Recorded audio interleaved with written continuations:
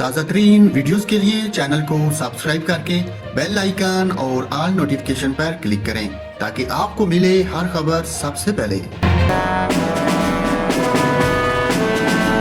کراچی کی لڑکی دعا زہرا سے پسند کی شادی کرنے والے لڑکے ظہیر احمد کی والدہ نور بی بی نے کہا ہے کہ ان کے بیٹے کی جان کو خطرہ ہے۔ حال ہی میں ظہیر احمد کے اہل خانہ نے انصاف کے اصول کے لیے لاہور پریس کلب میں اپنے وکیل اور یوٹیوبر زنیرہ مام کے ہمراہ پریس کانفرنس کی۔ پریس کانفرنس کے دوران ظہیر احمد کی والدہ نور بی بی نے کہا کہ میرے دونوں بیٹوں کی جان کو خطرہ ہے، لہٰذا انہیں جلد از جلد لاہور منتقل کیا جائے۔ نور بی بی نے کہا کہ سپریم کورٹ نے کیس ختم کر دیا تھا، لیکن دعا زہرا کے والدین نے اپنے جھوٹے الزامات کے ساتھ کیس کو دوبارہ اٹھایا، یہ سراسر غلط ہے۔ ظہیر احمد کی والدہ نے کہا کہ جب میرے بیٹے عدالت گئے تو ان پر بھی حملہ کیا گیا۔ انہوں نے وزیر اعظم شہباز شریف اور وزیر اعلیٰ پنجاب پرویز الہی سے اپیل کرتے ہوئے کہا کہ ہمیں انصاف دلوایا جائے۔